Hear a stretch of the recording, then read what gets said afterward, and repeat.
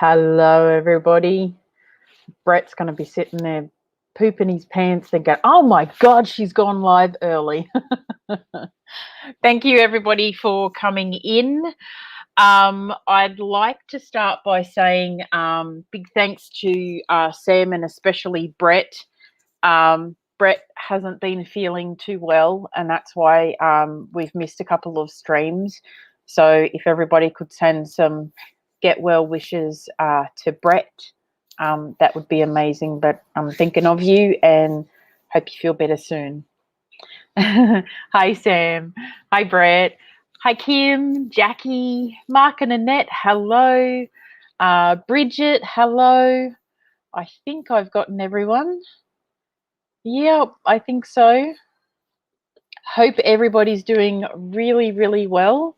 It's that time of year when, unfortunately, you're either on the hot side and you're getting the summer flu, you're in the middle, you're getting COVID, or you're on the cold end and you're getting the winter flu. Yeah, I know. I hope you got a really good air conditioner, Brett, because I tell you, you're going to need it. You really will. Exactly, Sam, exactly. Couldn't have said it better myself. Hi, Evelyn. Hello. Hope you're doing well. So I kind of changed the stream around a little bit tonight. Hi, Madeline. Because I'm here on my own, so I thought instead of doing a whole big stream on all of the paranormal stuff in Australia, I was going to do the stream on Yowies, Bigfoot, bunyips and Min Min lights and all of this kind of stuff. But I thought if I'm doing it on my own, I'm probably going to have a hard time trying to talk about everything in an intellectual discussion, as well as try and give you guys the right amount of information, if that makes sense. Hi, Jeff. How you doing? So instead, I'm just going to do some ghost stories tonight, Australian ghost stories, and we've done this once before, but I did find a few new stories that we haven't spoken about before. All right, Brett, not a problem. So I think it was Jeff last fortnight when we were talking about this had said he'd like to hear about Fisher's ghost. And the next time that I get to go to Sydney, which is when all this COVID's going to be over, I am planning on going out Campbelltown Way. Now, that's going to be one that we're going to talk about tonight. I've also got a couple of other stories, and one or two of them are ghost stories that you don't often hear about. They're the smaller ghost stories that aren't really, they're not really famous or not spoken about too much. They haven't got as much exposure as the others.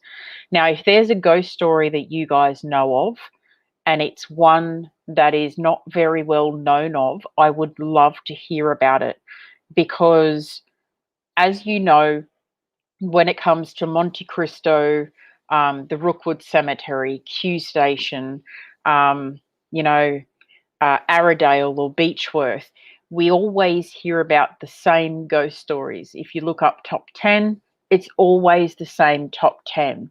So I would like to add some other places in Australia to those lists and get those on the map. And also, if there's people here that are watching from all over Australia, maybe you guys like to get out and do paranormal stuff, this is going to give you some ideas of new stuff to do as well. So 30, wow, 30, Brett. That is a heat wave for them, Kim. Wow. It was only like in the low 20s last week, well, last fortnight, Brett. That's crazy. Yeah, exactly, Jeff. I love these ones that are, off the beaten path, and, even if it's a haunted house, we don't have as many people reaching out to us over here as we do in America. In the US, you're always seeing people with something happening in their home and they bring investigators in. We just don't have that here. So Yeah, it'll be interesting. Live in Victoria, 30's hot for me too. Oh, wow. We get like 40-degree days up here in the summertime. It's too hot. Even Sam's saying it's hot. Oh my God, you guys must be sweltering over there. Jeez. Yeah, Victoria is cold though, isn't it? Because you guys are like more down south. It's I've heard it from a lot of people that Victoria is quite cool. And they get a lot of snow in Tassie too, in the winter time and that.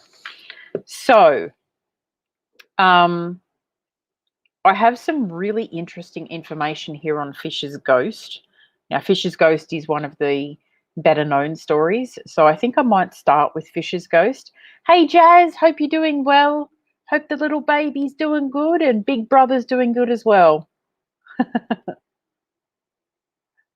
Hope you're doing well too, I should say. People always forget about the mums. Snow in Katoomba. Wow. We actually had a little bit of snowfall here a couple of weeks ago, just a tiny, tiny little bit. But God, it's been cold today. We've been on flood watch for 2 days. It's crazy.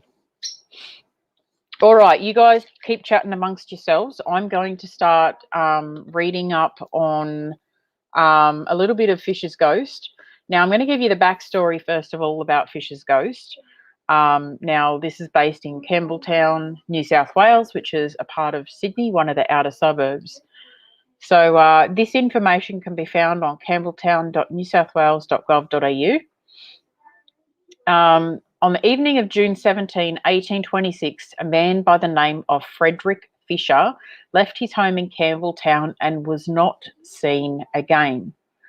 On a night almost 4 months later, a wealthy and respectable Campbelltown farmer by the name of John Farley stumbled into a local hotel in a state of shock and claimed he'd seen the ghost of Frederick Fisher. The ghost, according to John Farley, had been sitting on the rail of a bridge and had pointed to a paddock down the creek and then faded away. The body of Fred Fisher was later discovered by police in the paddock where the ghost had been pointing. Many local residents believe the ghost of Fred Fisher haunts the Campbelltown Town Hall. The legend of Fred Fisher has captured the imagination of generations. The sequence of events leading up to the subsequent trial, the murder of Fred Fisher, the appearance of his ghost, and the arrest of 5 men and the eventual hanging of one. Fred George James Fisher was born on August 28, 1792. By his early 20s, he was a shopkeeper, unmarried, but thought to be the father of 2 children. Either innocently or deliberately, Fred Fisher obtained forged banknotes through his business, for which he was arrested and tried at the Surrey Jail Delivery on July 26, 1815, and sentenced to 14 years transportation to Australia. Hey, Jackie. Hey, Fairy. Tara, welcome. By 1822, Fred Fisher had served half his sentence and applied for a ticket of leave and permission to purchase property. Among other properties, Fred Fisher secured a farm at Campbelltown. His neighbour was a man named William George Worrell, known to be an honest and industrious man. In 1825, Fred Fisher and a local carpenter, William Brooker, had an argument over money, whereby Fisher pulled a knife. William Brooker was not badly hurt. However, Fred Fisher received a light prison sentence. Worried about his property, Fisher gave George Worrell power of attorney during his imprisonment. Fisher served his sentence and returned to town a short time later. On the evening of June 17, 1826, so roughly a year later, Fisher disappeared and George Worrell announced he'd sailed for England because he was concerned about a forgery charge recently made against him. 3 weeks later, after Fred's disappearance, George Worrell sold Fisher's horse and personal belongings, claiming that Fisher had sold them to him before he had set sail.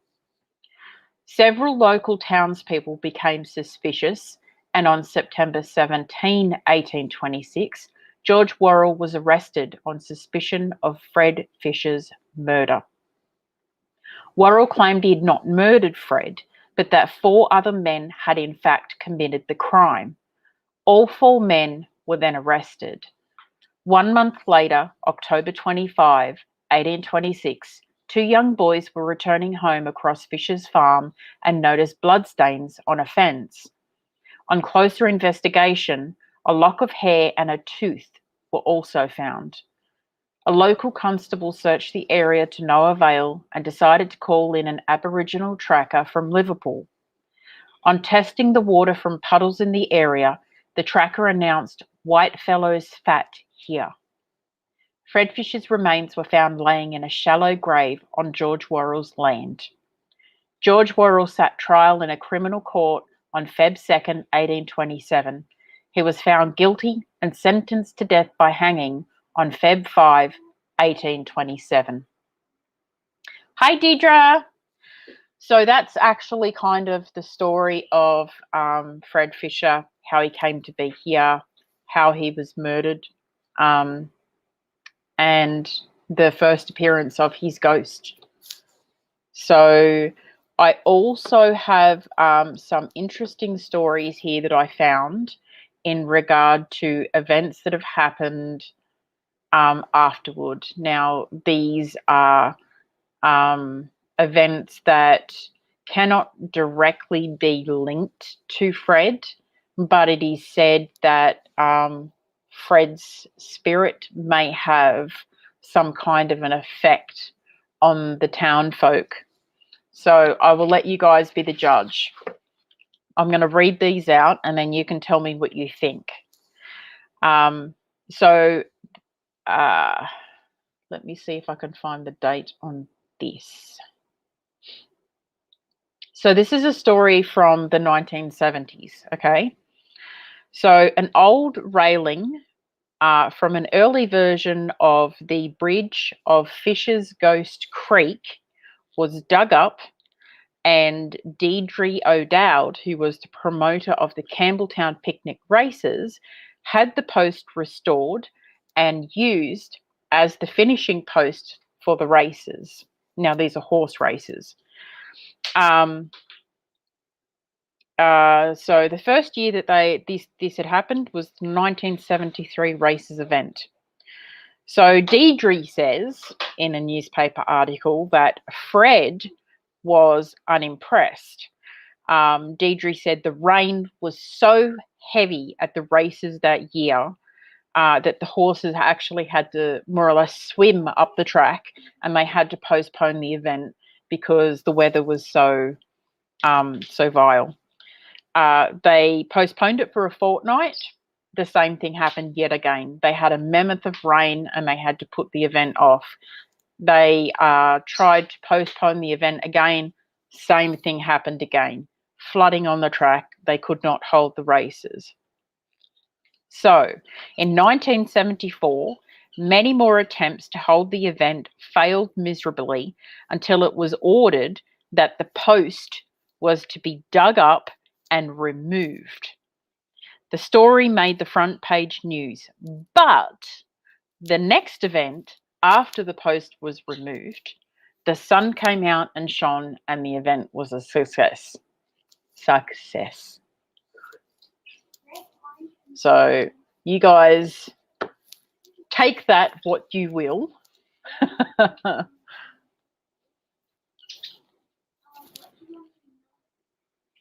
Why is he haunting the town hall? Okay, we're going to get to that because we have a story here about the town hall and it kind of explains that a little bit for you, Brett.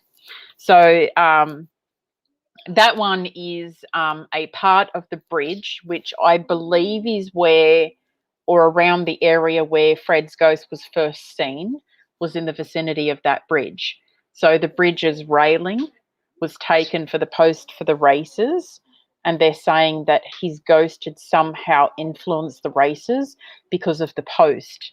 Now, that post, after it had been removed from the races, was stuck in Deidre's shed for 6 months, and she said that she ended up having all these water pipes busting underneath her house, and she had this massive water excess bill. After that, she gave it to the town mayor to be stored in the new library. And as soon as it was moved to the new library, the water pipes burst in the new library as well. But they haven't had anything freaky happen since then. So that was all kind of crazy. Okay, so roughly about the town hall. Let's get down there. Okay. Just trying to get down. Okay. Here it is. So the stories of Fred's activity certainly multiply at the southern end of Queen Street in Campbelltown, where Fisher once had his farm and where Fred was murdered. The Town Hall Theatre is arguably the most regular haunt. Now, the Town Hall, from what I can gather, is located down the south end of the street, along with a few other places, which is where his farm was located and also around the vicinity of where he was murdered. There is some, I did read one story to suggest that the town hall may have been built maybe on top of the part where his body was found or in the vicinity of. So, yeah. Many theatre groups recount tales of flickering lights, eerie footsteps, and misty figures walking on stage during rehearsals. So I do believe that there is a ghost tour that you can take in Campbelltown. I think if it still runs, but you can actually go into the old theatre, and they say that even if they have town parades and things, they always give thanks to Fred, and they quote him in some way to make sure that the parade is going to be a success, because they believe if they don't do this, then something's going to go wrong and everything's just going to be a complete mess. So could be residual haunting then. That's what I thought too. Brett. I thought it's kind of like, it's a little bit weird. It's almost like it's like the land where the haunting is taking place is where everything's happening. Even the post from the bridge is around that same vicinity. So, yeah. Sending the weather your way. Oh gosh. Tell you, we've had like an enormous amount of rain here. Enormous. So, yeah.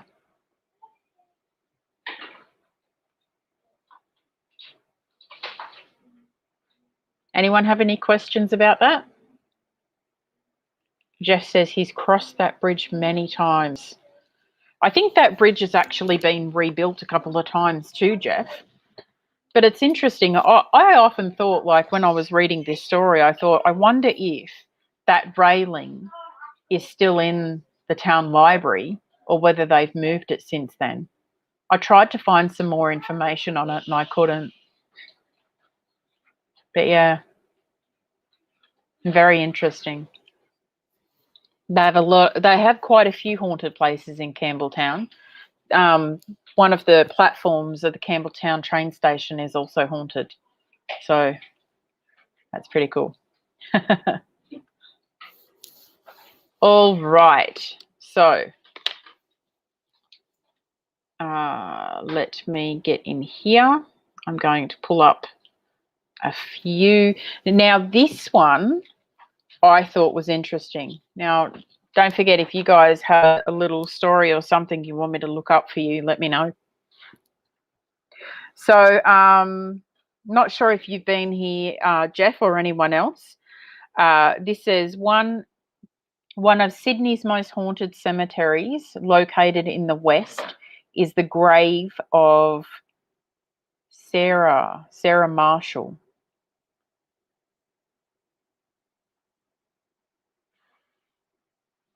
let me see if I can show you guys a quick picture. So this is what a headstone looks like right there. It's almost in the shape of like a crown. So this says, the grave is located in Castlereagh, or Castlereagh, if you pronounce it that way, New South Wales. It has become a popular spot for fear seekers in the West. If you're not familiar with the story, grab a blanket and someone to cuddle, because here we go. Sarah Marshall arrived on the convict ship, the Friendship, from the United Kingdom over 190 years ago. Sadly, she had no idea how her life in Australia would turn out. Transported for stealing some apparel, Sarah served her sentence and she was then given back her freedom. She then began to live a normal life. Around the time of getting out, Sarah met John Simpson. Together, they had 8 children out of wedlock, which of course was frowned upon at the time. One night, Sarah was on her way home in Castlereagh. While she was walking, she was followed by a group of men. Sarah was brutally murdered that night and her remains were left near her home, and the men instantly ran from the scene. The urban legend says that Sarah haunts the graveyard to get revenge. The historic cemetery used to be 46 acres, but it's now down to 2 acres, left with Sarah's being among 2. Sarah's grave is located toward the back of the cemetery, and in 2011, they decided to fence it off. Visiting Sarah's grave has become popular with locals in the area, with most of them having their own scary stories to tell. Some have seen a white figure drifting around the cemetery, and others have heard footsteps that aren't your own following you. Others have told experience of their cars not turning on or off and their cars not locking once they've arrived in the car park. I thought that was kind of cool too. It's like one of those little stories that you never hear of.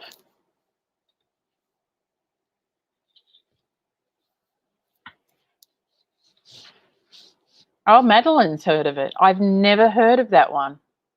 Well, there you go, Jeff. It's in Castlereagh.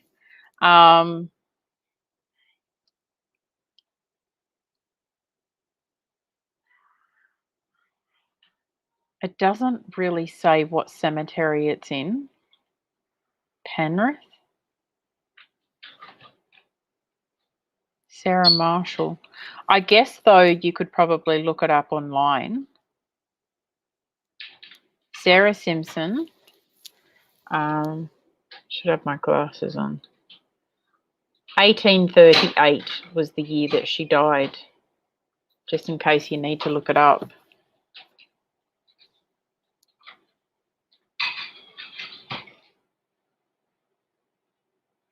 Crazy in Central Europe. What's going on?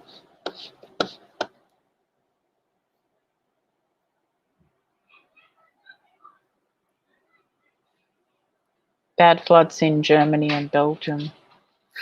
I did actually see something about that on the news, about the flooding over there. They were talking about what they think is causing the flooding. It's just absolutely crazy at the moment throughout the world.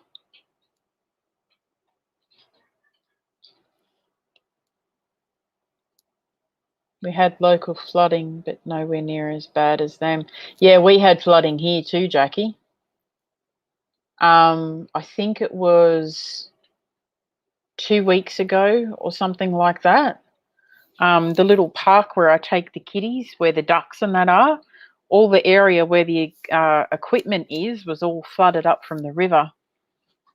We're on flood watch today, but we didn't have flooding or that. So, hey, Seago. Blame the aliens. Exactly. 150 people. Oh my God. May they rest in peace. Blame the alien. Well, you never know, do you? Look at the moon phases and, everything else that's going on. And all right. If you can't find any information on that, Jeff, let me know and I'll look it up for you.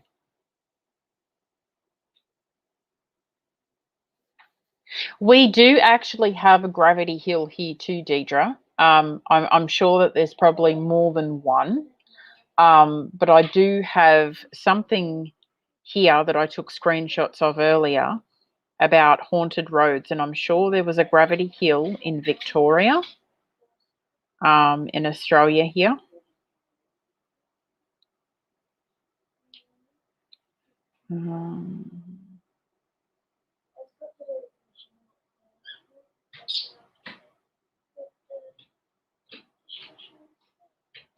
Has anyone heard of the Wakehurst Parkway? I can't get up there to do a video on it because I'm nowhere near Sydney, but I can definitely discuss that. I'll see what I can find on that. Jeff? Gravity Hill there's a Gravity Hill in South Australia too.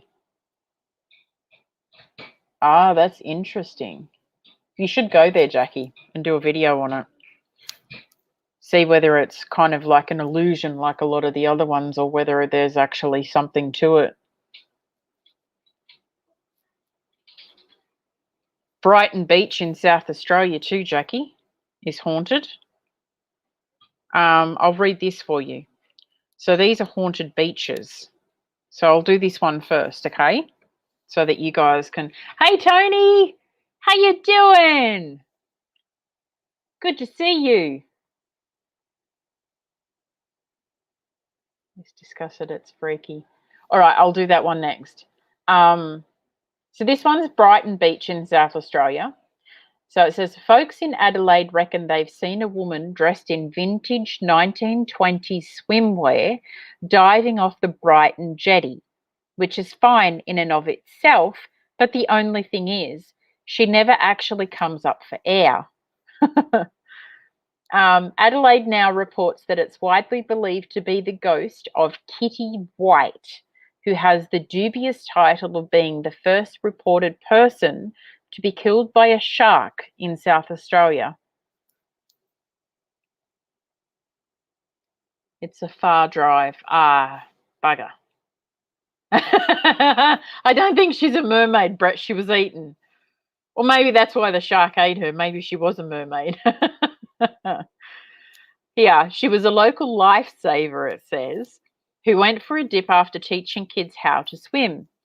Kitty apparently dived off the jetty and then the 3.5-meter shark attacked, and though Kitty was pulled out of the water, she died in hospital from her injuries. Alan Tiller, paranormal expert, told the publication of a recent sighting in which 2 blokes thought they saw her on Brighton Beach. Tiller believes Kitty haunts the area because her death was particularly traumatic. Oh, I'm so sorry, Tony. I'm sorry to hear about that.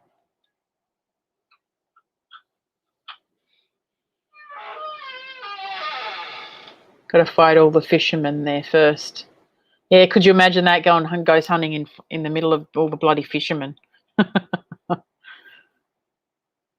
Jenny Dixon Beach in New South Wales, if anyone's interested.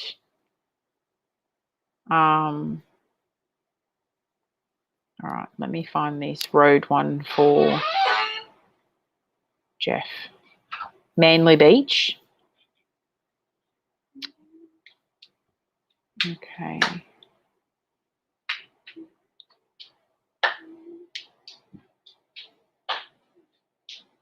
The Pilliga Princess, New Highway, Wakehurst Parkway. Okay. So the Wakehurst Parkway is a roadway in French Forest, 26 kilometres from the Sydney CBD. It is unfortunately well known for its fatal crashes and creepy atmosphere, as the road also has a dark history of being a dumping ground for Sydney murder victims. According to legend, a girl in a white dress appears on the Middle Creek Bridge, where unsuspecting drivers go right through her. Other reported encounters are those of a nun apparition sitting in the back seat of the car and staring back at the driver through the mirror. A film documentary has been produced that takes both believers and skeptics to the Parkway Reserve, accompanied by a spiritual medium, to investigate reports of paranormal activity.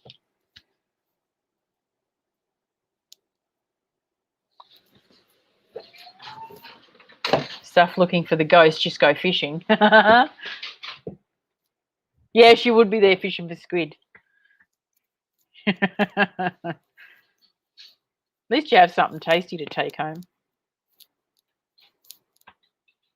The ghost wouldn't get out of my car. If anyone has had any experiences with any of these, ghosts or things that we're reading out, I would love to hear about it as well.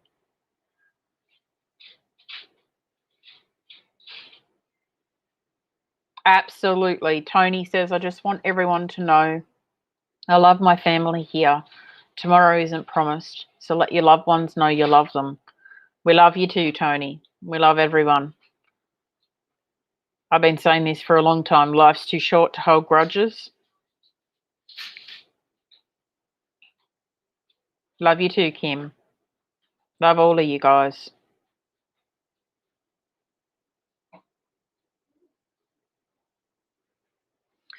Oh, hang on.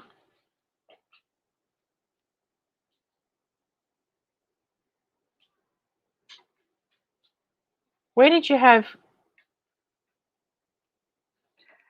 Are you talking about a ghost that you picked up on Wakehurst, Jeff?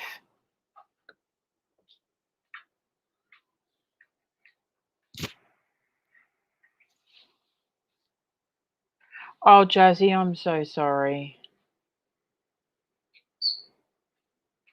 There's so many people passing away, isn't there? Oh, we know you are, Brett. No, we love you too, Brett. He was murdered there. Well, as it says there, it's interesting, isn't it, Jeff? Because it says the road was known for being a dumping ground for, sadly, victims of murder. So who knows how many different sightings would be there. Isn't it interesting, though? I always think this, and I don't know if it was Brett or someone else who brought up this, and I thought that's a really good point. Why is it that when you hear of stories of women floating across the road or walking through a cemetery or whatever else, why are they always in a white nightgown?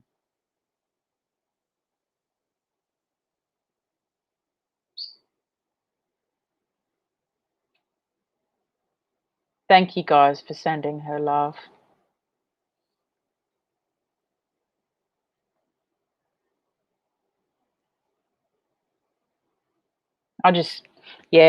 It kind of makes you think, like, either it's how they want to appear, or maybe it's got something to do with the other side, or maybe it's just that's the most common thing. Did you know that the Hooton Cemetery, where there's an elemental, I found out from a local that it's actually a cemetery guardian. He was buried alive there and was put as the guardian. Oh, I didn't know that they actually buried someone there.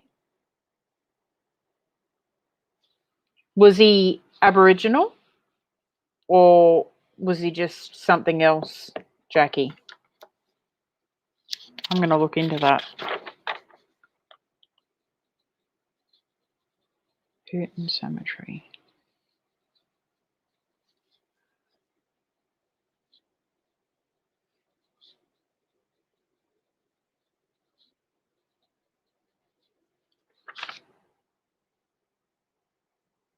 I know you will, Brett.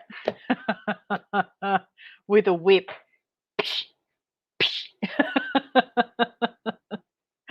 Uh, the woman I saw was in a long white nightdress. Maybe that's the uniform when they get to the other side. It could be, Sam. It very well could be. Aboriginal. All right, I'm going to look into that, Jackie. That's interesting. Really interesting.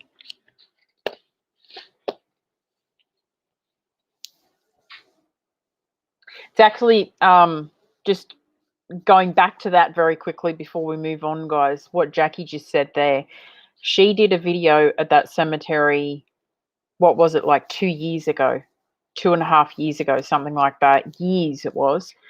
And in the video, she kept hearing these noises in the tree, and I took a screenshot, and we found it the other day, a couple of weeks ago, a couple of months ago, whatever. And I sent it back to her, and I said, I found that photo.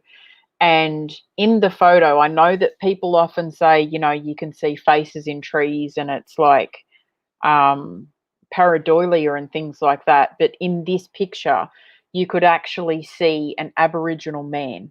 You could see his beard and everything in this picture. And Jackie just said that they actually buried an Aboriginal man there, buried him alive, so he could, guard this cemetery. So I have to look into that.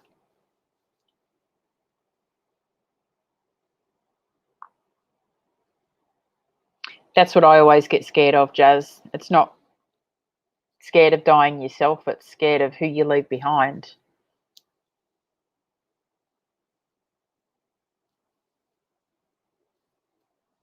Yeah, that's crazy. Crazy, Jackie. The Druids often did something similar where they put someone at their temples to guard them. Wow.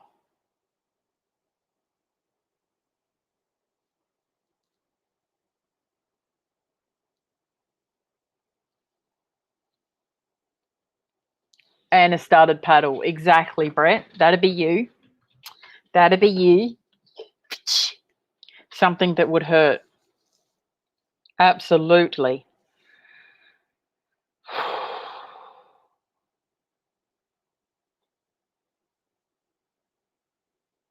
Okay. Here we go. This is the anti-gravity hill. So this is the one in Victoria that I was telling you guys about. So this one is located at Straws Lane, Wood End in Victoria. Wood End is located circa 80 kilometres north of Melbourne. Straws Lane and its anti-gravity hill is one of the best kept secrets and a place to most certainly leave you bamboozled. Apparently, if you stand near the bottom of the hill, facing uphill, and tip water onto the road, the water will flow up the hill and not downhill as it should. Place a ball on the road and the same thing happens. It'll start rolling uphill. Get in your car, stop at the bottom of the hill, put in neutral gear, and it will roll up the hill. Very spooky. That'd be one for you, Evelyn, if you're ever in the area. Straws Lane in Wood End, Gravity Hill.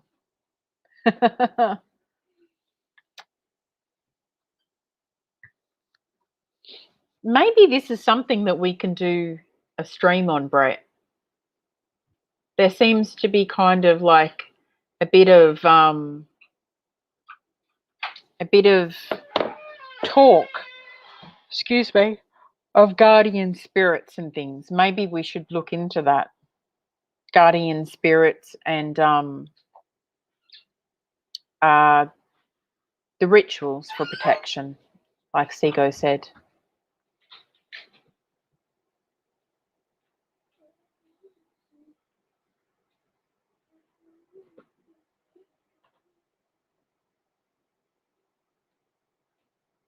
Oh, wow.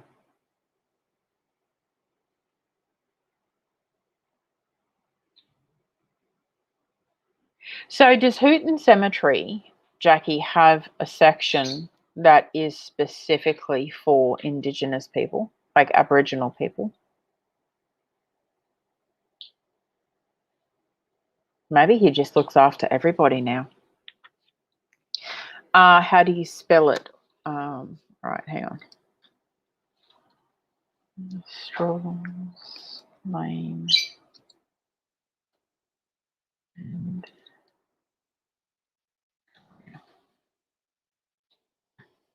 there you go, Evelyn.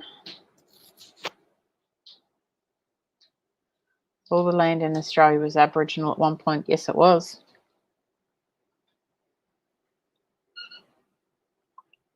Well, part of my ancestors was. I was half here and half there. By the way, you're going to have to like fill me in when you get your family tree, Brett. I'm still intrigued about that.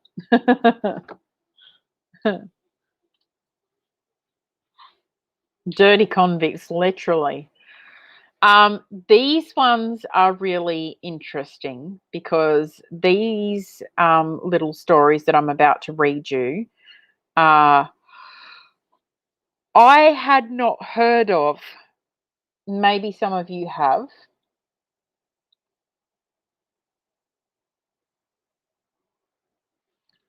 So there's a hotel called the Russell Hotel in the Rocks. Yes, you do, Brett. The Russell Hotel.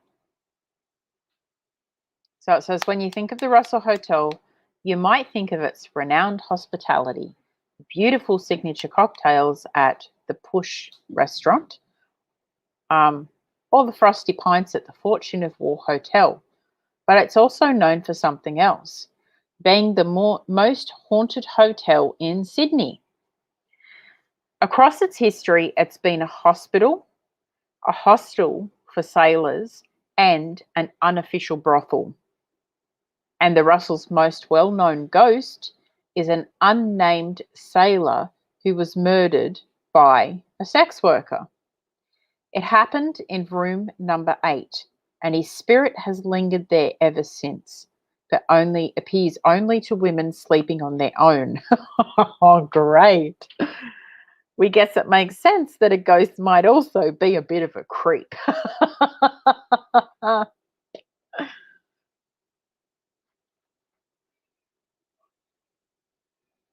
Oh, that's so sad, Jackie. That's really sad. Actually, there is. If I go back to the haunted roads, Brett, the Pilliga Princess. Now, I've heard of this story before, but I've never come across this version. So let me read out this one. For the sailor, Brett. No, it's in Sydney. It's in the Rocks. So if anybody wants to go there, write down the name. Might not be any good for you though, Jeff, unless you like put a skirt on and pretend you're a lass or something. The Pilliga Princess Newell Highway. This is in New South Wales.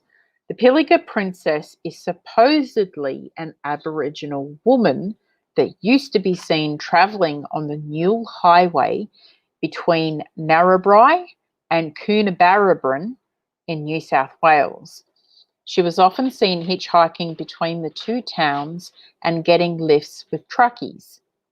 She was the only Aboriginal person ever seen in the Pilliga, as the Aboriginals believed it was evil land where bad spirits lived. She did this for many years. No one quite knew who she was, but she was famous for travelling the highway. One night in 1993, the Pilliga Princess was hit and killed by a truck who saw her too late as she was wandering across the road. Ever since then, her ghost has reportedly been seen by many people travelling along the highway, pushing her shopping trolley as she used to do.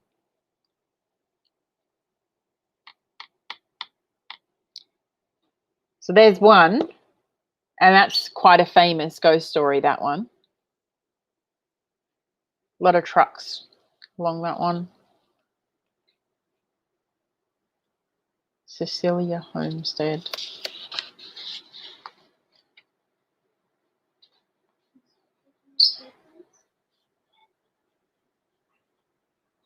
Gravity Hill.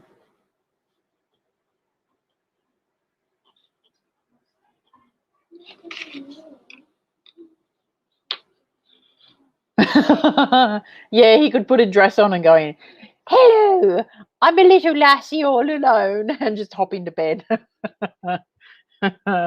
He won't know till he gets in bed with you, Jeff. By then it'll be too late because he's shown himself. Brett says he could too.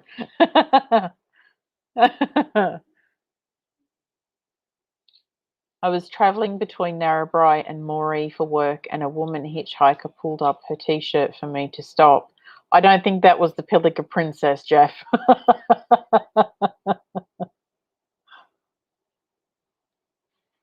Oh, I can't believe people do that still. Oh my gosh.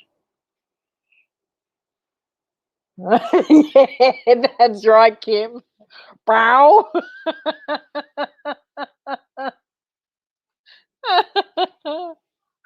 Oh. Two good reasons to pull over. Oh, I love it. That's very true. He kept driving. I thought you would have went and pull over. Oh, oh dear, that's hilarious. Oh gosh.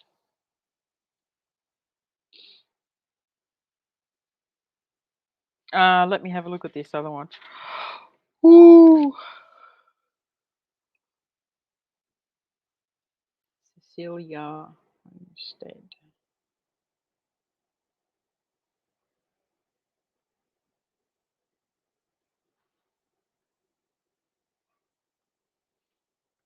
Ooh, Clare Valley, is it? No. Um,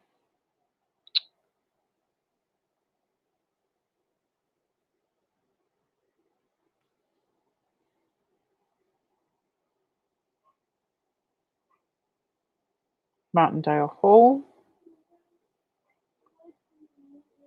Oh, it's Monte Cristo. Saint Cecilia Mansion Ghost Tours. That must be it.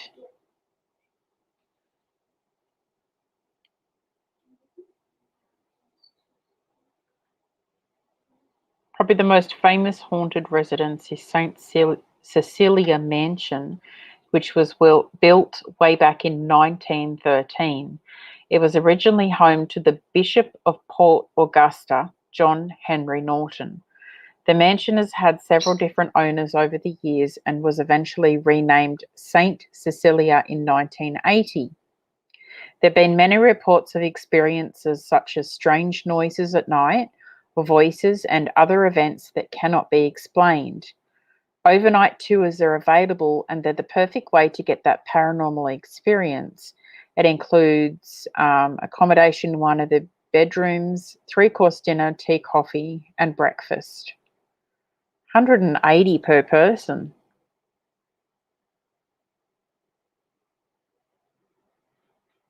That's on the upside of things, isn't it? Geez, they'd want to give you a bloody good tour for that. Jesus.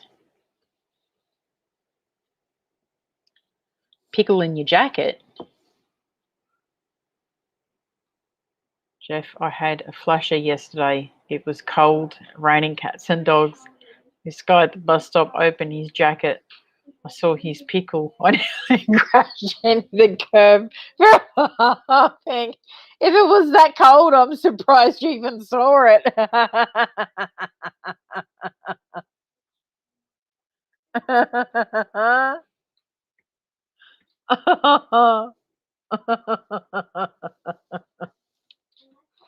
Oh God.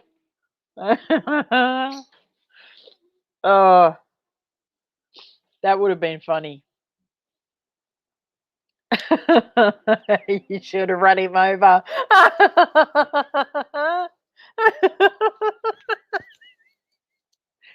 God, Jeff.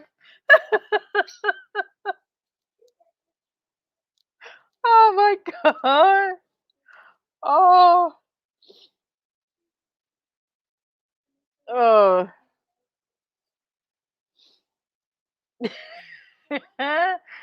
Slice the pickle up, Kim.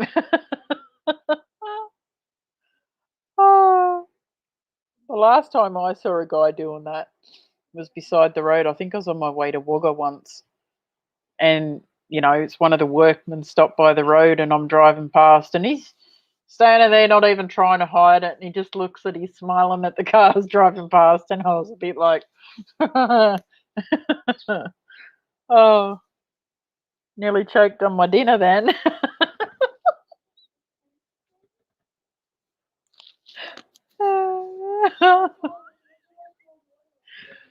She'd have pulled over had it been a marrow. Dragged him screaming into the car. Oh, God. Oh, that's hilarious. Oh, I had an interesting day today. I met my first Karen in a long time. Oh, that's a story for you. Anyone had any Karen stories lately?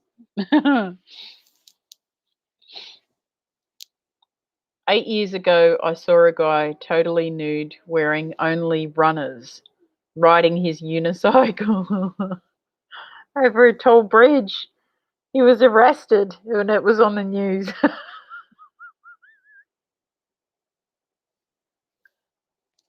Oh my God. There are some people out there. Oh, I tell you what, the first thing I thought of was, oh my God, I should have been recording. It was me. I had the run in with the Karen.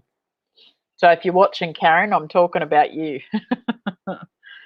No, I was in the mall, and I had to go get my eyes tested, and I was in the mall, and we were walking through the food court, I think, to go and get a drink, and there was plenty of room there, and Xavier was in front of me, and I just handed Xavier his hat back, and this, short little scruffy looking lady walks past. She's just standing there in front of Xavier, and then she walked around him and she goes, "Oh, you could move out of the way, or do you have to stand in my way," or something like that. So I stopped in my tracks and I turned around, I looked at her and I'm like, "Yeah, right."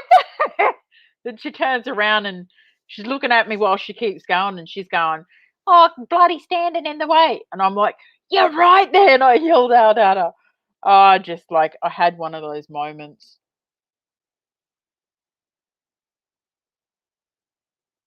Oh my God, Jackie, no. Keep the pickle to yourself. I don't want to know about the pickle. Anyway, that was my excitement for the day. That's what I said too, Jeff. I said, I'm surprised that she could see that little pickle schmickle. I'm surprised too, Seago. Oh, don't you worry. Oh, Jesus Christ. I tell you what, the internet drags them out. The internet drags them out. Do, do, do. I could tell you stories for days.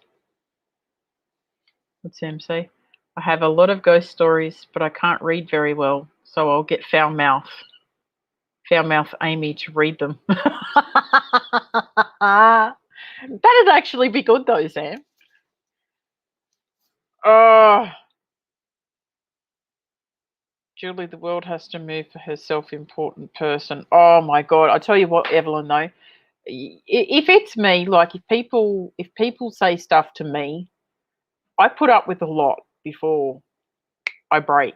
Like, you know, anyone who knows me knows that, like, I brush a lot of stuff off, and if I say anything to someone, it's because things have snowballed, and I've gotten to that point where I'm like, you know what, I got to say it, and I'll say it, and most of the time it's just in an amicable way. But this woman today having a go at an 11-year-old child, and the way that she did it, and she just barged past him, like shoulder barged past him, and I was just like, mm-mm-mm. So I stood my ground. I was just standing there. I was waiting for her to come back, and she kept walking, mouthing off. And I'm just like, some people. Amy is my new swearing assistant. Oh, you're talking about Amy, the thingy. Oh, if anyone hasn't seen Sam's newest little short advertisements, you have to go and check them out. They're hilarious. They're exactly what we all need in lockdown. I'll tell you right now. I had a Karen yell at me for having my service dog with me in the store. She called a manager over. I see that gets on my grate too. You know, people that have service animals and then others are like, oh, they can't be in here. Well, yes, they can. They're my service animal. Oh, I see so many videos of them on bloody videos and that, Deidre. I'm so glad someone stuck up for you.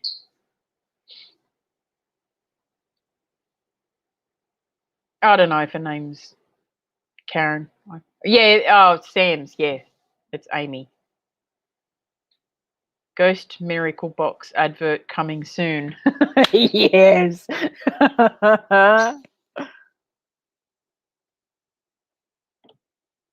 Post your link if you want, Sam. People, like, if anyone doesn't have you, they can go over and watch them. They're freaking like, yeah, the BS alert. They're amazing. They really are. They're freaking amazing. All right, let me see if I've got any other good ghost stories for you guys. I think I had Mountain Maid. Oh, I tell you what, one place that I really want to go, once again, it's near bloody Sydney though. It's the Australiana Pioneer Village. Has anyone heard of the Australiana Pioneer Village? Oh, I freaking love it, Sam. I love the way you think.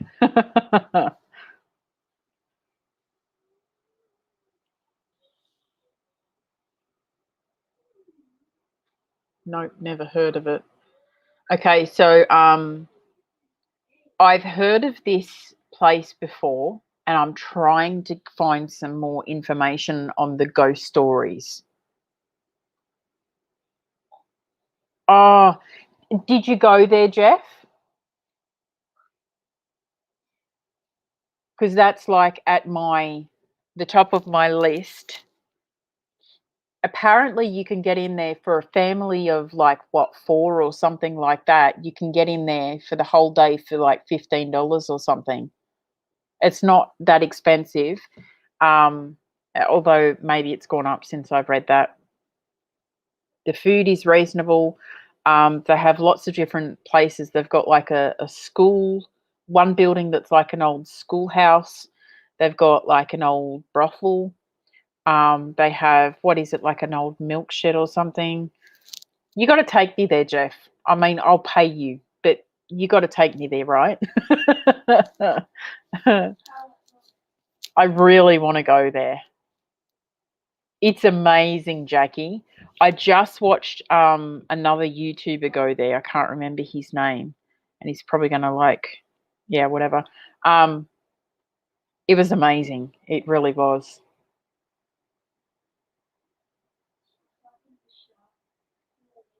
Yeah, yeah, they do. They have an old brothel. This fellow, when he went there, they did the blind spirit box session, and one of the, I think it was Anne Renata and her partner were there with this other group, and one of the ladies had the headphones on, and one of the others was asking questions, and they had the fellow laying on the bed asking, the ladies of the night questions, and they were answering through the spirit box. Isaac Butterfield. Thank you, Jackie. Yeah, Isaac. It was a good little investigation. I'd love to, like, that. They're my biggest ones. The ladies of the night, the schoolhouse, and the church are the three that I'd really like to go into.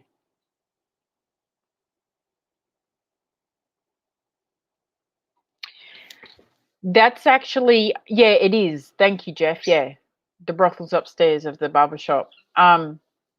Interesting you said that, Jeff, because many years ago when Alan Tiller and I'm trying to remember, there was like, what, 5, I think, of them. They did Haunted Australia, I think. They went to the Australiana Village, and it was in that same building in the brothel that they saw the curtain get pulled back as well. And it was on the right hand window, I think, if you're looking at the front of the building. It was the window on the right hand side.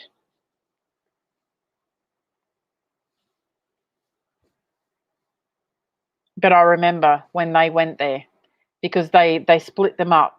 1 or 2 of them went into the brothel, 1 went in the church, 1 went in the schoolhouse, and there was either 4 or 5 of them. Alan Tiller, there was a woman who was a psychic medium. Then there was the other guy who's passed away since. I think he was Indian.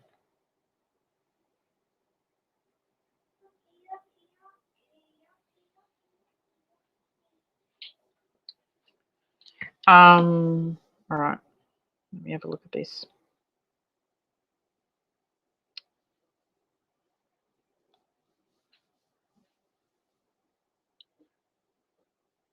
No, I don't have any information on it. It was really hard for me to try and find any information on it. Yeah, that was a good series. I enjoyed watching that.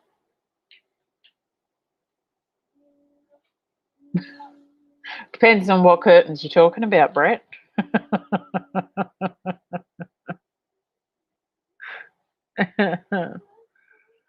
Oh, too soon, too soon.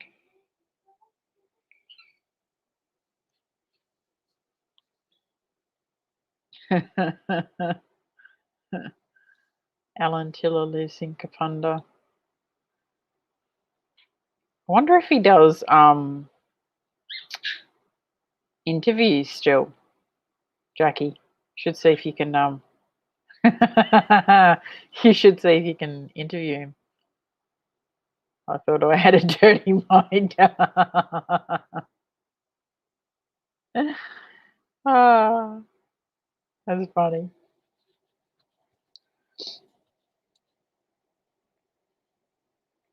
Oh, this was the information.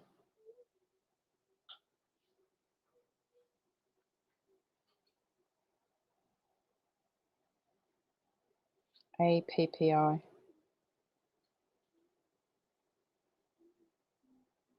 In Wilberforce.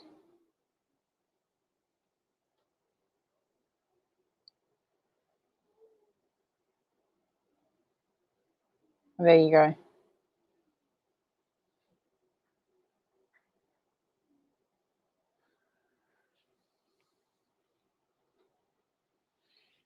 Ah, okay. Schoolhouse is the most haunted building there. Yeah, I like the look of the schoolhouse. I really want to go there. That's up on my list, that one.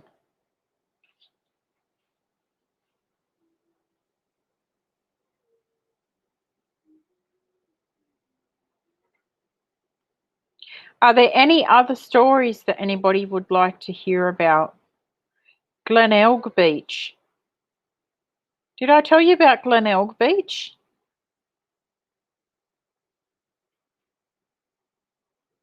That was another one in South Australia. So it says there's no real confirmed ghost stories of Glenelg Beach, but there's some things that have happened there. The case of the Somerton man, for one. So he was discovered south of Glenelg on Somerton Beach, 1948.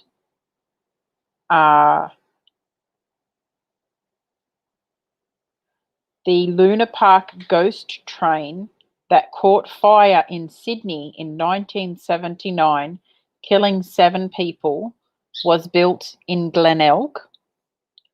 And the case of 3 missing Beaumont children. I've never heard of the 3 Beaumont children. 1966.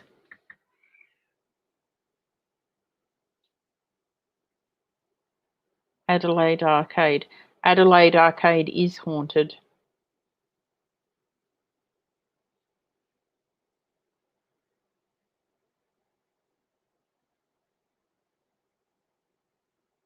Good night, Madeline. Yeah, it was. Well, there's a funny story with that actually, Brett, because let me look up this story and I'll tell it to you. Because there was an unusual sighting before that happened. Haunted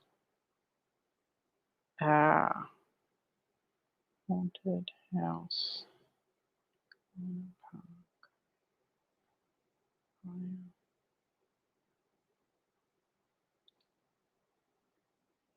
Okay.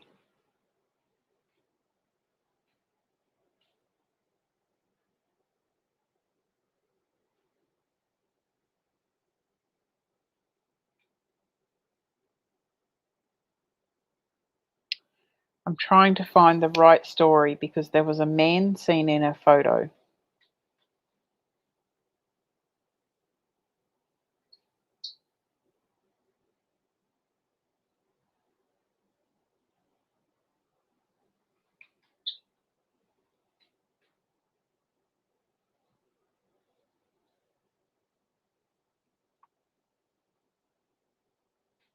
Okay, so this is on Wikipedia. The Sydney ghost train fire at Luna Park, Sydney, killed 6 children and 1 adult on the 9th of June 1979. It destroyed the amusement park's ghost train. Inadequate firefighting measures and low staffing caused the fire to completely destroy the ride. It's believed the ghost train ride was first constructed in 1931 and transported from Glenelg in South Australia to Milsons Point, New South Wales during 1934 and 1935. Originally, the fire was blamed on electrical faults, but arson by known figures has also been claimed. The exact cause of the fire could not be determined by a coronial inquiry. So this is the photo. Let me pull this up.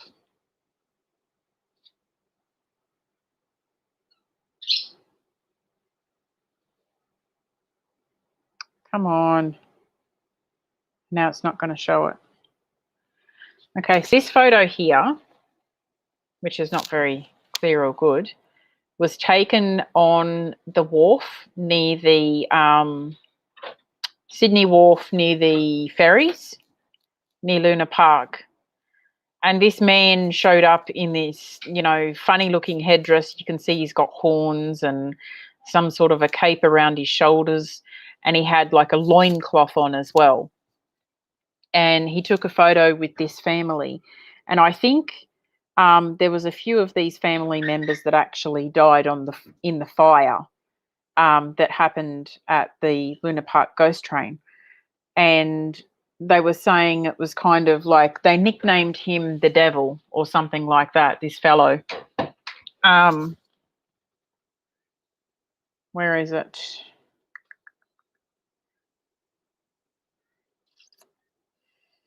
Here we go. That weekend, the Godson family travelled from Warren, a country town located in central west region of New South Wales, to Sydney for a much-anticipated family holiday. The family of 4, Dad John, Mum Jenny, and their 2 young sons, Damien and Craig, were late arriving to the Big Smoke after the train drivers' strike forced them to take a series of buses for what's usually a 6-hour journey. Once they arrived in Sydney, they made the most of their time travelling around and seeing sights. On June 9, their final day in Sydney, they spent the day wandering Taronga in the leafy North Shore suburb of Mossman. After their fun-filled day, they headed back into the city for dinner before turning around and travelling back across the harbour toward Luna Park. While waiting at Circular Quay for a ferry to take them across the harbour to Luna Park, the Godson family were approached by a satanic-looking figure, a tall man wearing a horned mask and a leopard print loincloth. The figure stood behind 6-year-old Damien, placed his hand on his shoulder, and someone took a photo. The family then boarded the ferry headed toward Luna Park. Once they arrived at the park, the boys enjoyed ride after ride. When it was eventually time to leave, they discovered they had 4 tickets left, enough for one more ride for the whole family. John and Jenny asked the boys what they wanted to do, and they said they really wanted one more go around the park's infamous ghost train. At this point, Godson was overcome with a craving for ice cream, something she didn't normally eat. She told John and the boys to wait for her and she would meet up with them shortly. For some reason, suddenly I felt like an ice cream. I asked the others if they wanted one, but they said no. I asked them to wait for me, but when I turned around, they were gone. When Godson returned from getting her ice cream, she saw smoke pouring out of the ghost train. John, 6-year-old Damien, and 4-year-old Craig were nowhere to be seen. Luna Park staff were ushering people off the ride as quickly as they could, but 7 people did not make it out alive that night. Among them was John, Damien, and Craig. So all 3 of them, except for the mother, died.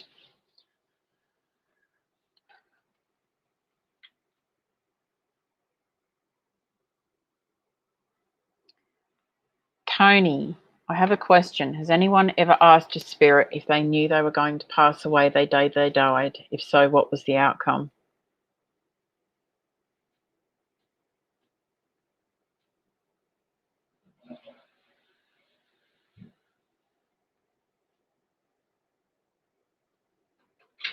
Shapeshifter. What cemetery is that, Jackie? Jackie says she's going to a cemetery at night next weekend to see if the shapeshifter is really there or if it's just people's imagination. It's been seen twice, weather permitting. I don't know, Brett. I wouldn't be able to. You imagine just losing everything in one moment, you know?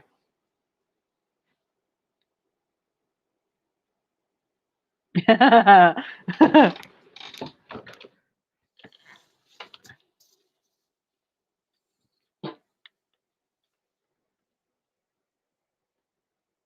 you hear that?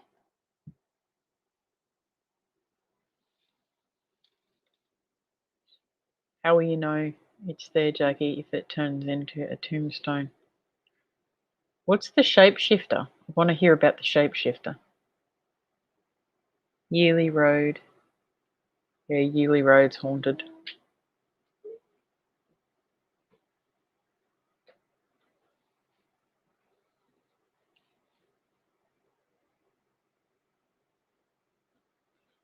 The historic cemetery in McGill.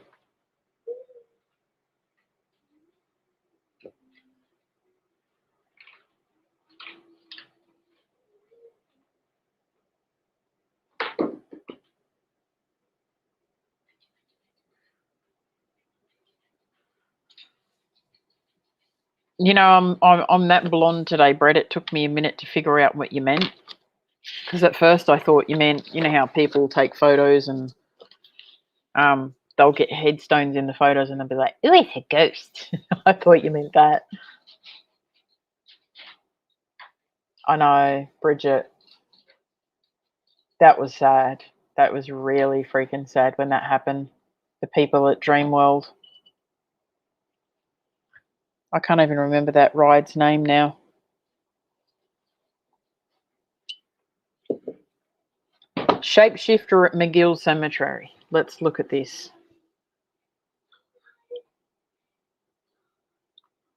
McGill Cemetery, South Australia.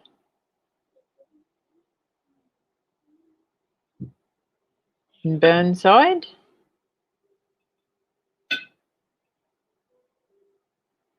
St. George's.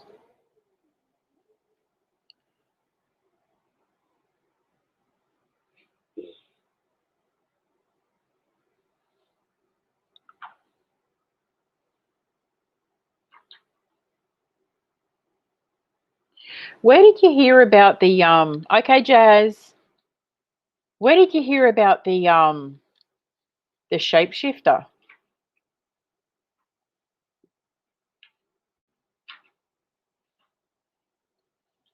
Just so I can find the info on it, that's all.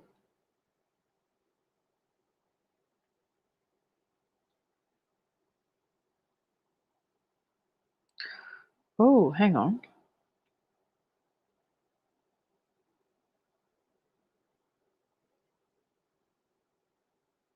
Did you know that Adelaide Zoo was haunted too?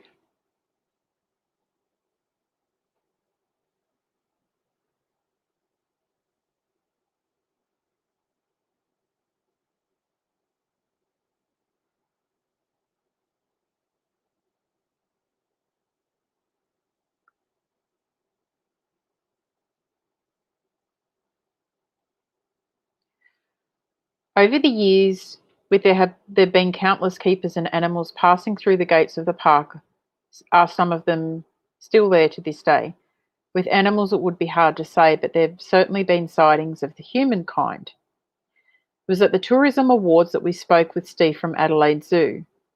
We were sharing a table and it was over a glass of wine that he told us how much of a skeptic he was, but there was this one time. He continued to tell us about his experience in Minchin House, which was built between 1887 and 88 and used by the directors as living quarters until 1970. It's now used for admin. He arrived to work early one winter's morning, and as he entered Minchin House, he heard a bang from upstairs. Curious as to what it was, Steve hurried upstairs only to find a lady standing at the top of the landing. He described her as wearing a long white dress again, with the hair pulled back. She quickly vanished. He pointed to the lady in the photo and said, although he couldn't be sure it was her, the dress was very similar, but she wasn't wearing a hat. Over time, she's also been witnessed by other employees of the Adelaide Zoo.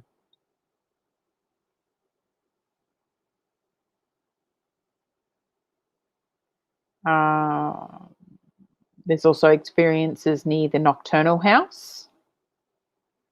There appears to be a keeper who is still diligent in his work and has been still cleaning out the exhibits.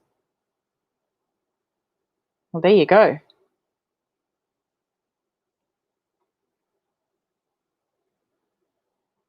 Jeff did a video on the Big Brother house in New South Wales. Oh, can you still get into that? I didn't know you could still get up into that.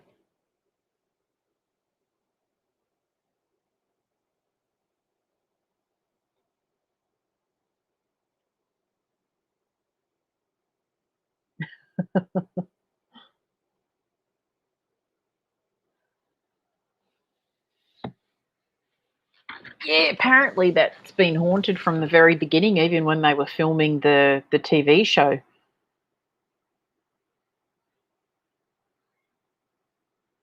Yeah, I heard that, yeah. Back in the beginning when they were filming.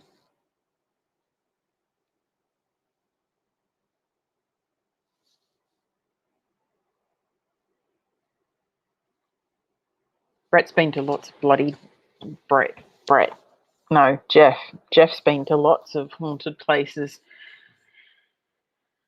Did you end up looking up the other place that I told you about, Jeff? Just outside of Canberra?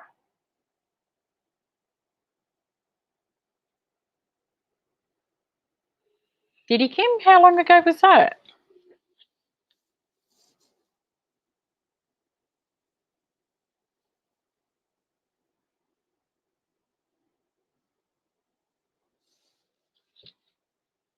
If they ain't been anywhere haunted in Australia. No. Which one? Um, I think it's called I don't know if it's the Bernema Homestead. Hang on, have a look. Bernema. Yeah, it's called the Bernema Homestead, Jeff. It's outside of Canberra. Um, It's near Bombala.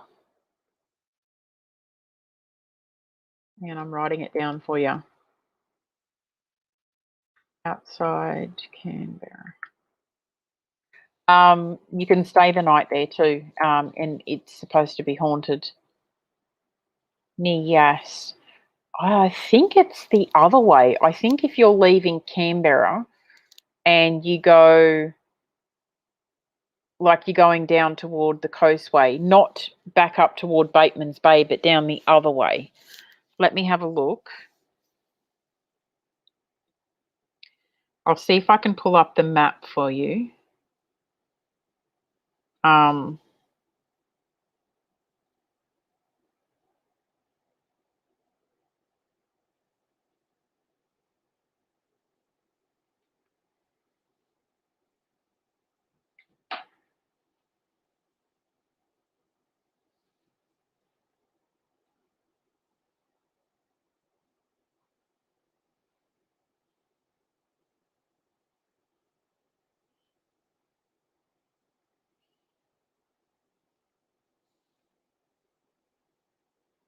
Near Namadgi. Yeah, it's going down down south.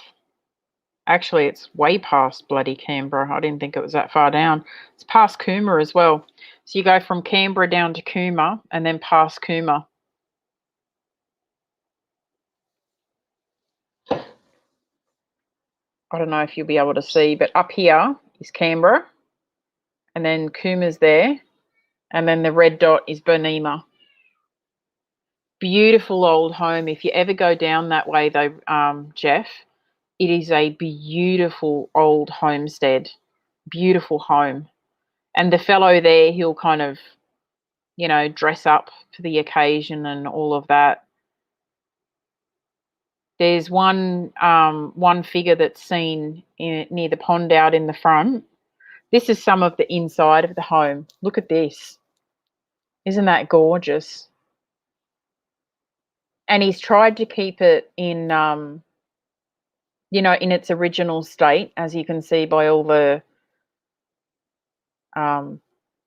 structural stuff on the inside, the railings, everything.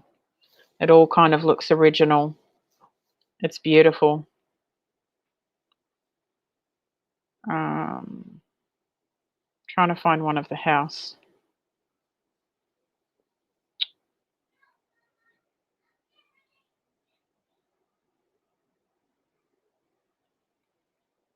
That's an aerial view of the house. How grand is that? That's what it used to look like.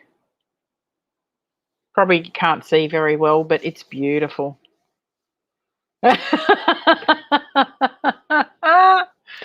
Sam's like, that's lovely. It's just like my house. Like the house you want, Sam. That's what you mean.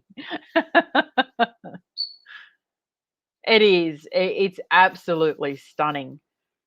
This fellow, he says, like the owner of the home, he's restored it and everything, and he said he was laying in bed one morning and he felt someone breathing on his ear.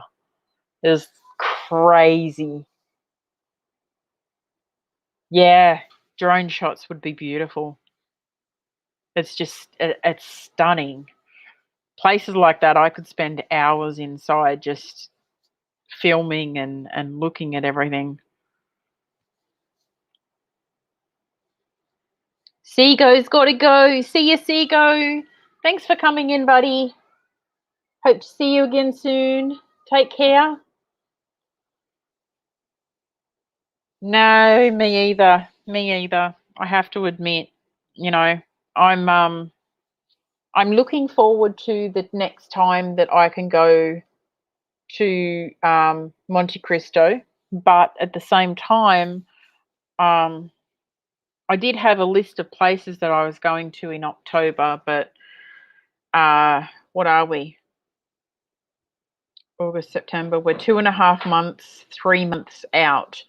So if everything can kind of go back to normal by then, I have a lot of stuff that I have planned.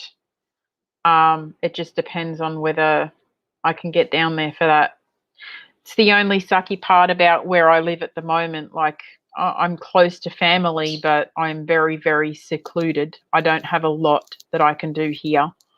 And anywhere that I go, I have to travel. Like Jackie or anyone else that I know that knows where I am, It's so secluded here. That's the only thing about it that gets to me sometimes because I can't bloody film anything. Brett said, later, Seago, go wait on the missus. You go get some sleep, Deidre. Thanks for coming in. I know, Evelyn. It really is. It's so, it feels. Thank you for coming in, Bridget. Bye, darling. I'm going to be going soon too. It's been a good stream.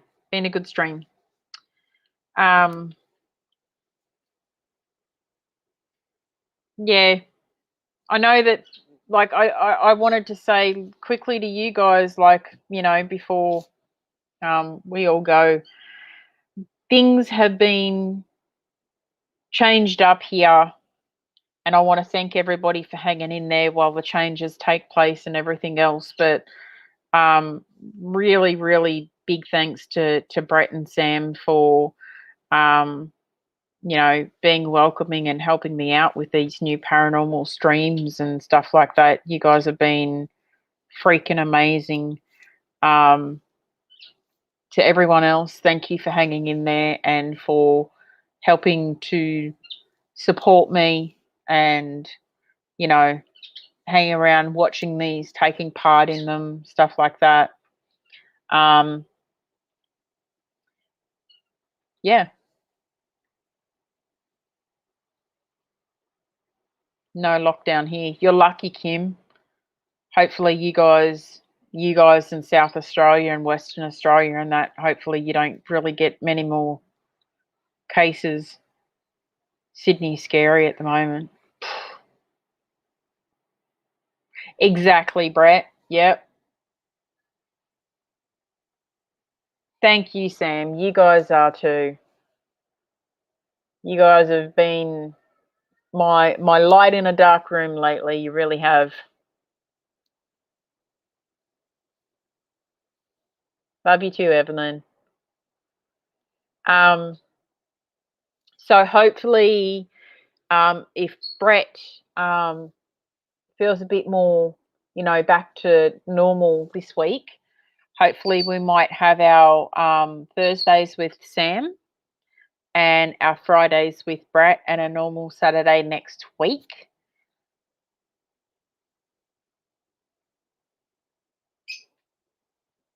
Yeah, you're probably in the Sydney area. See where Jeff is and like a lot of other people, it's like they've just locked it down. So you can't go out unless you're an essential worker. Only one person can go out for groceries and stuff like that. You guys must be feeling it.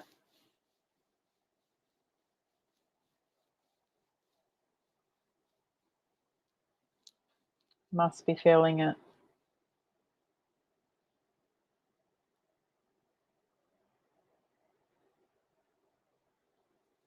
I do too, in all honesty, Kim. Contrary to what people believe, like I'm just here all the time with the kiddies and stuff, and I don't do much either besides shopping and taking the kids to school, picking them up. I haven't really been much of anywhere, you know.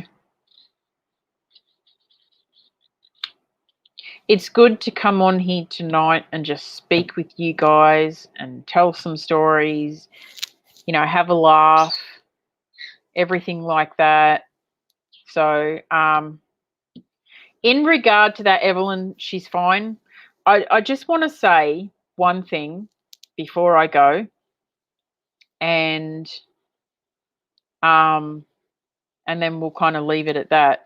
But I did have someone asking nonstop a couple of questions the last couple of weeks, and I kind of messaged them on the side and said, if you've got something to ask that's not kind of channel related, send me a private message, you know, um, and, we can chat about it or whatever else. And, um, there's been a lot of crap flying around and I'm not getting into it because I don't do that, I mean, Jackie being in here tonight should be enough for anyone to know that, we're all bloody adults. And even if we don't stream together or, whatever happens in life, we're still there for each other and for everyone else. So, you know, um, but this person, they kind of took real big offense to it. And I got put in a situation I didn't like to be in. So just if you guys have any questions, you can always message me and we can chat about it there. That way we keep the streams nice and clean and friendly. And yeah, that's the best thing for everyone. Welcome back, Jazzy. We're just having a little chit chat before we're going to go.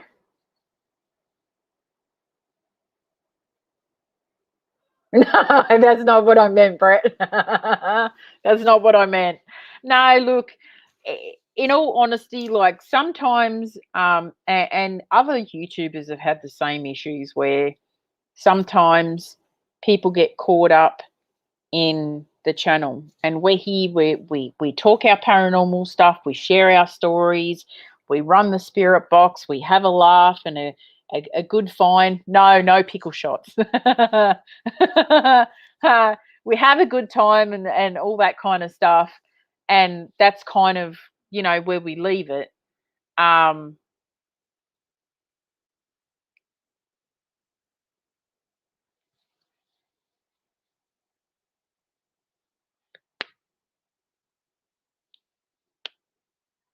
I don't know what you mean, Deidre.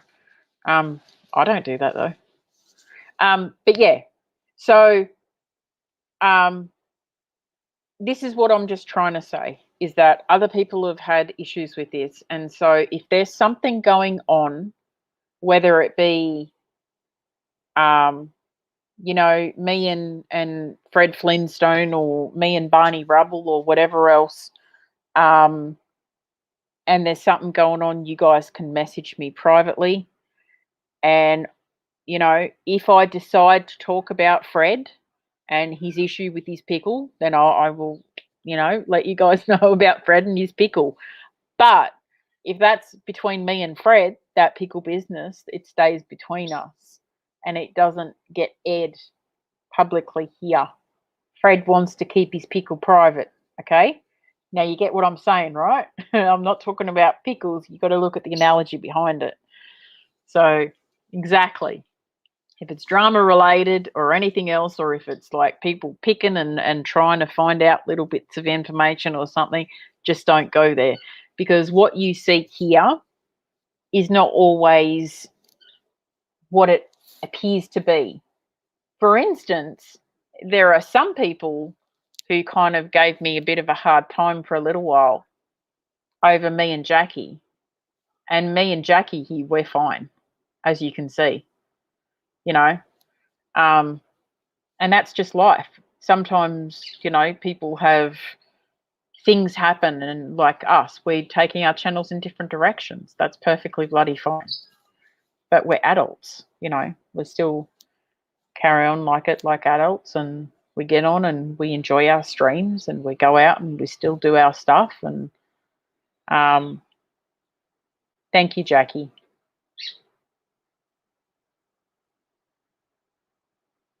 And yeah, oh God, Brett.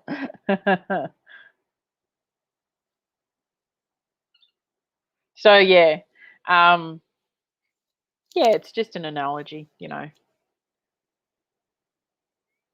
Exactly. So you go. Hot over there too. But yeah, like, you know, um,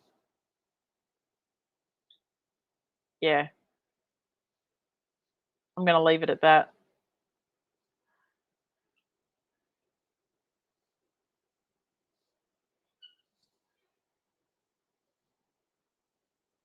Is Fred your gardener? No, I was using Fred as an example. That's why I said Fred Flintstone and Barney Rubble. Yeah, exactly. Private's private, stays between those people. No, I'm not saying that about you, Evelyn, because you asked about that.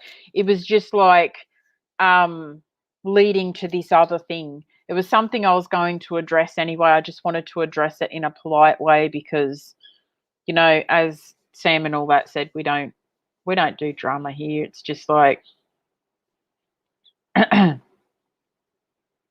yeah, exactly. As Sam said, we don't stir the pot, but if there's an opportunity to take the piss, if you can have a laugh about something, go ahead and have a laugh, But like if something happens between people, let them sort it out. Don't get involved in it.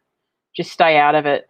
Just because you watch someone's channel, it doesn't mean you're automatically um, entitled to know what's going on between two people's lives. And that's kind of what happened. Someone thought they were entitled and everyone was entitled for me to sit up here and tell you all about stuff that was happening behind the scenes, and that's not what this is about. So,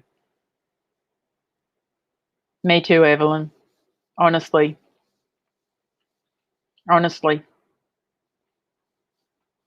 that's why I just sit back and I ignore it most of the times.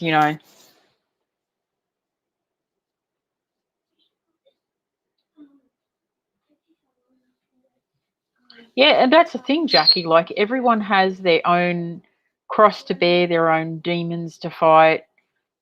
Everyone has their own things that they have to get through, and whether it be that you just need time to yourself or whether it be that you need to surround yourself with your friends or with other people, it's just that's the thing, Seago. Like there's just so much of it out there. I don't think we need anymore.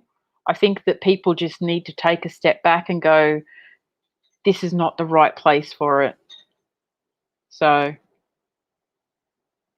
I do, Sam. I do. I would like to know what you had for breakfast. I cannot sleep tonight if you don't let me know. Just, you know, I'm being silly.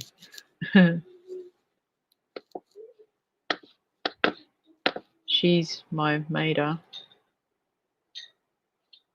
Exactly, Jazz. Who's on the poll? Oh, Brett.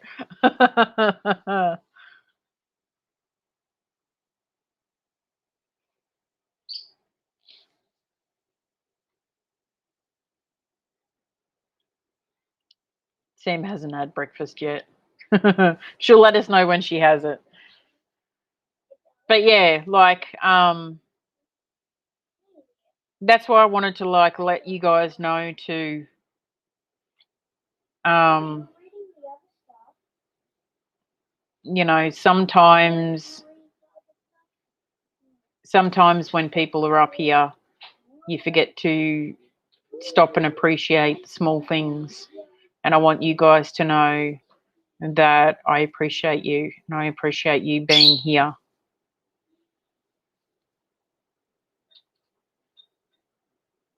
Yeah, you should make a video about that, Sam. You really should.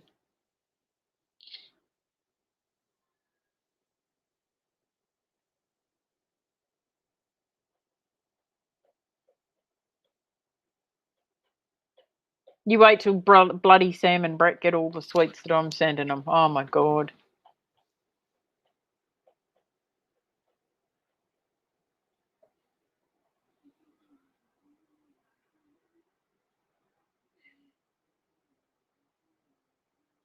I love wine gums. Well, you could have told me that. Could have told me that before. Your box is all packed up now. It's all ready. It's all gone. And it's full of bloody, your Sherbies and stuff like that. Thank you, Jeff.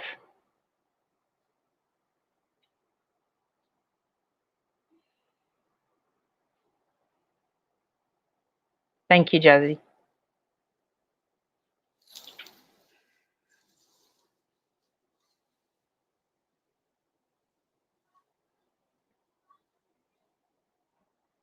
Yeah, what, you'd be sick because you're having too many.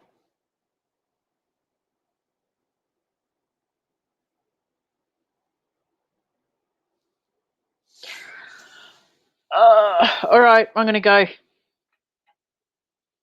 because otherwise I'm going to get emotional. Thank you, Evelyn. Lots of love, Mark and Annette. I will see you guys later.